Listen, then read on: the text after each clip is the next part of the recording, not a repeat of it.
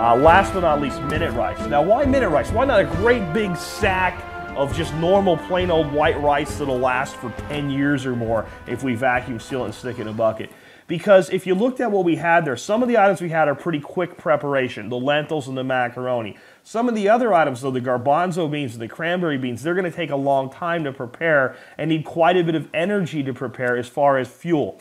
So I wanted some other things in our bucket that could be cooked very, very quickly. So unlike typical rice that you have to boil for about 20 to 30 minutes to prepare or steam for even longer to prepare, minute rice is available in just minutes and it's actually pre-cooked. It also stores very well. This will store just about as well as regular rice, not quite as well, but with an O2 absorber, vacuum sealed in a mylar container, 5 years is going to be nothing for this stuff. So we will be breaking this out of this box, and we'll be breaking it down into probably 2 vacuum seal packs. When I come back, I will show you all of these items vacuum sealed and how much space they take up in the bucket. I think it's going to be less than half a bucket. So with less than half a bucket, how much money have we spent? And, well, let's go through the minute rice first. Minute rice, $5.85 for that big box, 200 calories times 20 servings, 4,000 total calories.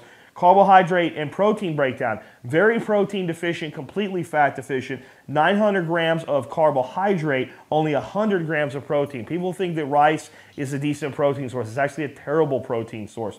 What it does do, though, well, is complement beans well and bring some protein, specific proteins that beans do not have. So it is useful for that, and it is a good carb-rich food and a good calorically dense food. So what do we end up with in the end? With everything put together, we've spent a whopping total of $14.85.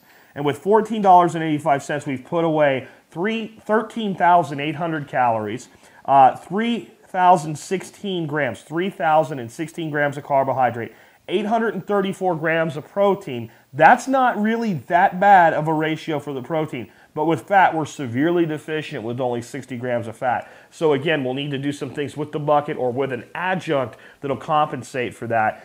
You'll actually die from a deficiency in fat quicker than you will from protein or carbohydrates.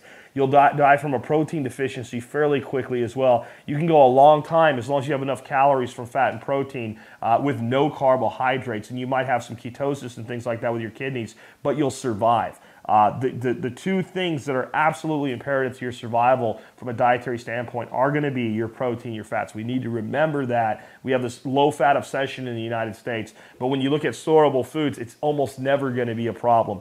Last thing I want to point out, though, is making sure that you get your ratios, and you do that with some simple math. Take all of your grams of carbs, protein, and fat, add them together. When I do that here, I get 3,910 total grams of everything put together.